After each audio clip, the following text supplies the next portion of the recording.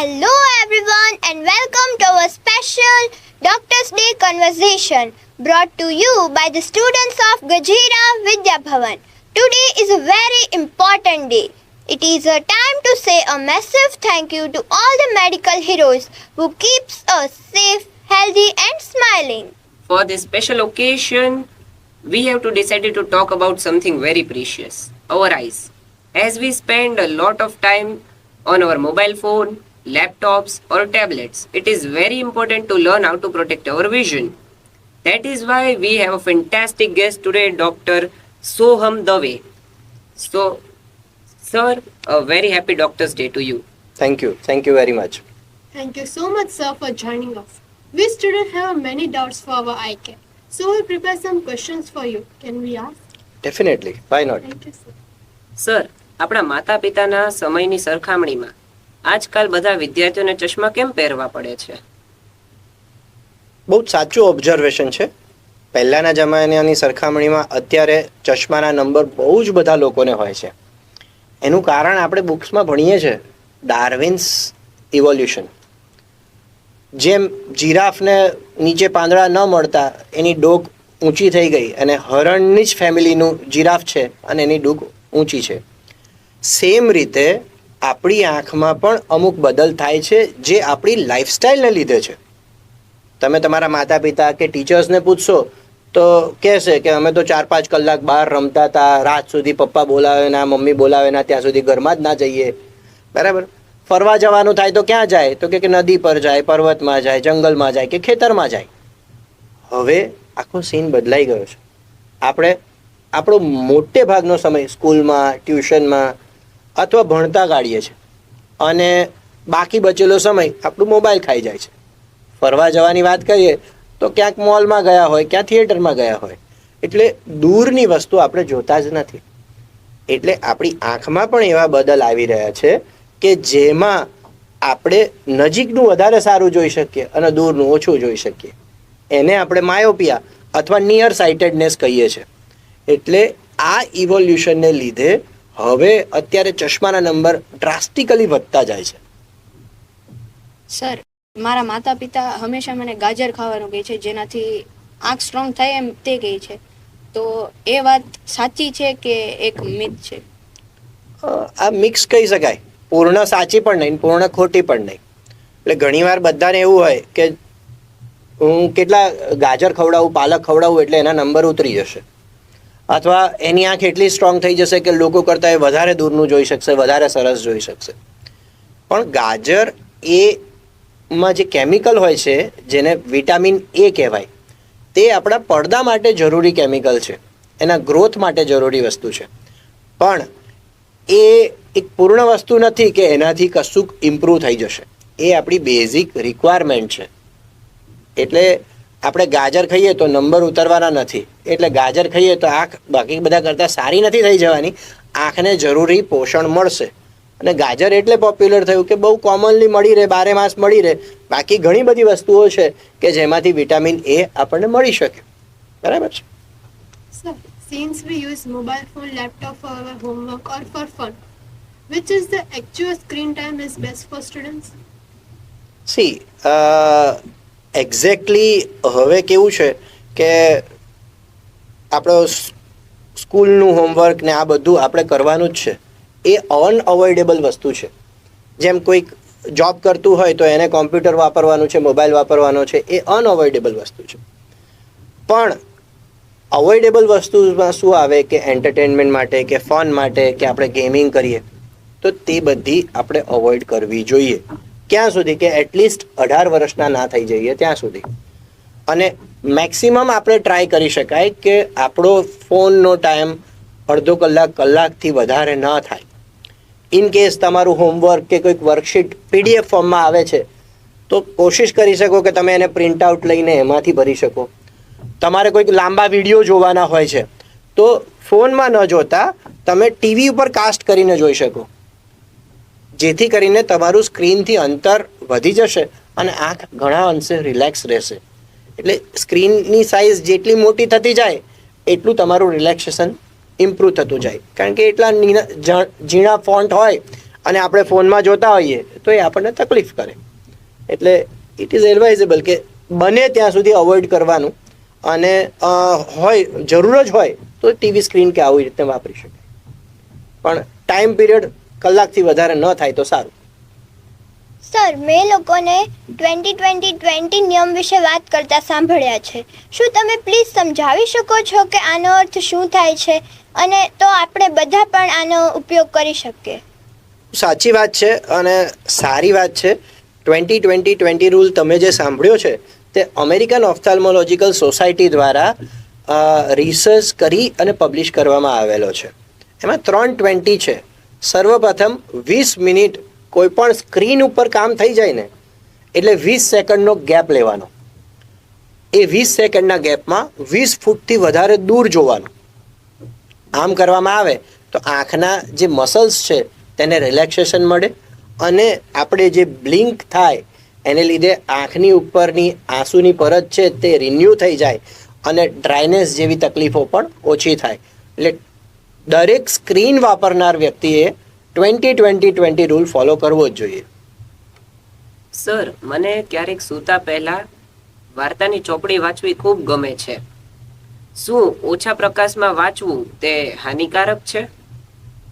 જો આદત બહુ જ સારી છે, વાર્તા વાંચીને જ સૂવું એ બહુ સારી વસ્તુ છે, પણ ઓછા પ્રકાશમાં આપણે જ્યારે પણ વાંચીએ છીએ ત્યારે એવી કોઈ પરમેનન્ટ હાનિ થતી નથી, પણ આપણી આંખને સ્ટ્રેન પડે છે. જેમ કે હવે આપણે અહીંયાથી ઘર સુધી ચપ્પલ વગર જઈએ તો પગ કંઈ ખરાબ થઈ જવાના નથી, પગ ચાલવા માટે જ બન્યા છે, પણ પગમાં બળતરા થશે, દુખશે, કંઈક વાગશે, આ બધું થાય. તે સહન ન કરવું હોય તો ચોક્કસ સારા પ્રકાશમાં જ વાંચવું જોઈએ. સેમ વસ્તુ મોબાઈલમાં પણ એપ્લાય થાય છે.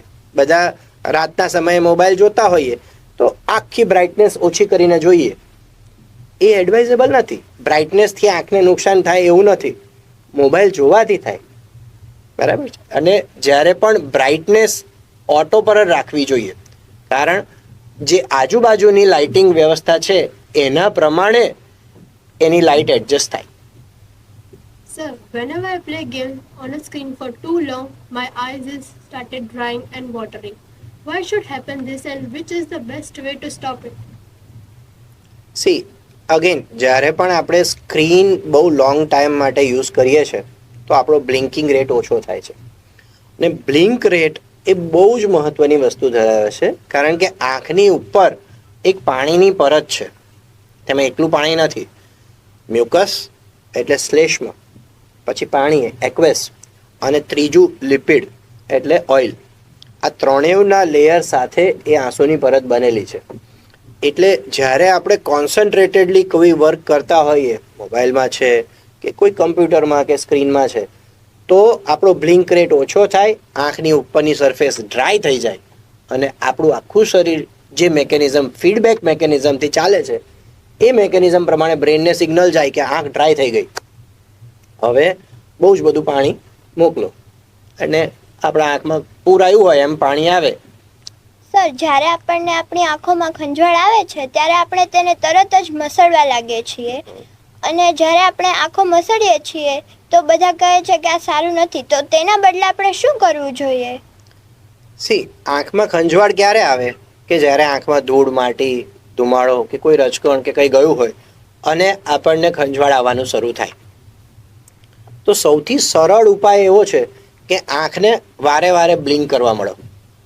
આંખના પલકારા તમે વધારે લેશો તો મેં જેમ સમજાવ્યું પહેલાં કે આંસુના પરિભ્રમણ વધશે અને એની સાથે ધોવાઈને નીકળી જશે. કમ્ફર્ટેબલ લાગે છે તો બીજું કોઈ ચિંતા કરવાની જરૂર નથી. આનાથી પણ તમને કમ્ફર્ટેબલ નથી લાગતું તો તમે પાણી લઈ શકો, પીવાનું ચોખ્ખું પાણી વાડકી કે નાના ગ્લાસમાં લેવાનું, અને આંખ બોળીને અંદર ખોલબંધ કરી શકાય, જેથી કરીને અંદર કંઈ પડ્યું હોય તો નીકળી જાય. અને છતાં પણ નથી થતું તો નજીકના ડૉક્ટરને આપણે બતાવવું જોઈએ. પણ જ્યારે આપણે આંખ ચોળવાનું કે મસળવાનું શરૂ કરીએ છીએ અને અંદર કોઈ ડસ્ટ પાર્ટિકલ કે રેતીના કણો હોય તો આંખની જે સૌથી આગળનો ભાગ છે ને એ કાચ જેવો છે અને આ કાચ જેવા ભાગ ઉપર ઘસરકા પડવાના શરૂ થાય. એટલે તમે કદાચ જો નોટ કર્યું હોય તો ગાડીના વાઇપર જ્યારે શરૂ થાય ને તો એક મોડ એવો હોય કે પહેલાં પાણી પડે અને પછી વાઇપ થવાનું શરૂ થાય. પાણીથી શું થાય તો કે એ ધોવાય અને પછી એ ક્લીન કરે. જો એ ધૂળના રજકણો સાથે જ વાઇપ થવા મળે તો એના ઉપર સ્ક્રેચીસ પડે. અને કોઈક લોકોને બહુ લાંબા સમયની એલર્જી હોય અને આખો દિવસ ખંજવાળ આવ્યા જ કરતી હોય તો આ જે કોર્નિયા છે તે પતલો થવાનો અથવા એનો શેપ ગોળાકાર ન રહેતા કોનિકલ થવાનો, જેને આપણે કેરેટોકોનસ કહીએ, એટલે આમ ગોળ ન હોય પણ આમ કોણ જેવો ખૂણો બની જાય અને આપણા નંબર બહુ વધી જાય. આવી તકલીફ થવાની સંભાવના હોય છે. એટલે ચોળવાનું આપણે અવોઇડ કરવું જોઈએ. જો જરૂર લાગે તો ડૉક્ટરની સલાહ લઈ દવા શરૂ કરી શકાય, પણ ચોળશો નહીં. આપણે બધા જાણીએ છીએ કે આપણે દાંતને મજબૂત બનાવવા હોય તો બ્રશ કરવાનું દરરોજ. તો આંખની માટે એવું કાંઈ કરી શકીએ રોજ એ ક્રિયા? ચોક્કસ કરી શકાય. આંખ માટે જે જરૂરી વસ્તુ છે તે સૌ પ્રથમ આપણે જોઈએ તો પોષણ. એટલે આપણી જે થાળી છે ને તે રંગબેરંગી હોવી જોઈએ. એટલે અલગ અલગ કલર્સના વેજીટેબલ્સ, ફ્રૂટ્સ, આ બધું આપણે રોજ ખાવું જોઈએ. જેને સરળ ભાષામાં તમે પુસ્તકમાં ભણો છો સમતોલ આહાર, બેલેન્સ ડાયટ. એ જે સિઝનમાં જે સૌથી સારું મળે છે, ફ્રેશ મળે છે, તે વસ્તુ ખાવા લાયક છે. જેમ આપણે ગાજરની વાત કરી એવું બારેમાસ ગાજર જ ખાવાય એવું નથી. જે સિઝનમાં ગાજર થાય છે તો ગાજર આપણા માટે ખાવા લાયક છે. તો સમતોલ બેલેન્સ આહાર એ પહેલી વસ્તુ છે. બીજું, પૂરતી ઊંઘ. એટલે 6 થી 8 કલાકની ઊંઘ આપણને મળી રહે તો બહુ જ સારું. ત્રીજું બહુ જ ઇમ્પોર્ટન્ટ વસ્તુ જે છે તે એટલે બહાર રમવાનો. સૂર્યના પ્રકાશમાં ગાળેલો સમય એ બહુ જ અગત્યનો છે. એટલે એટલીસ્ટ 3 થી 4 કલાક આપણને સૂર્યપ્રકાશમાં મળે તો આપણી આંખોને તેજ અને હેલ્થ સારી રહે. આ સાથે સાથે 20-20 રૂલ અને સ્ક્રીનનો વપરાશ ઓછો કરવો એ તો ચોક્કસ છે જ.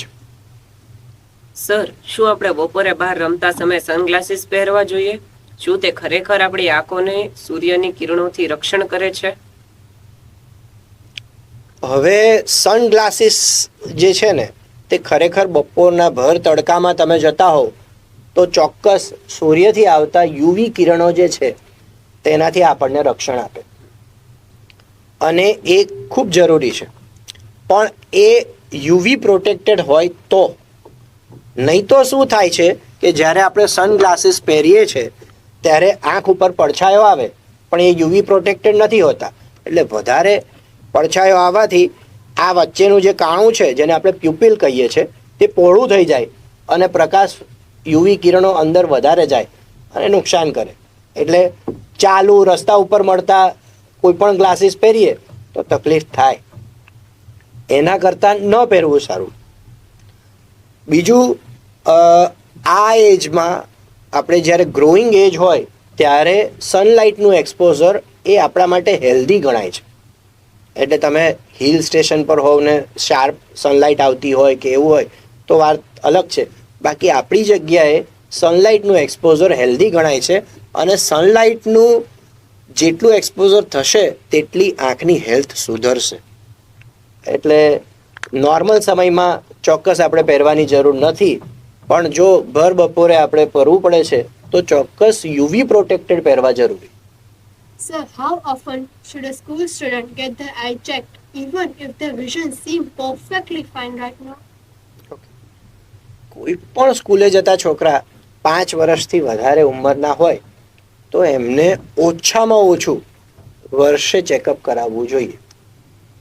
કારણ આપણી હાઈટ વધે છે એમ આંખની લંબાઈ પણ વધે છે.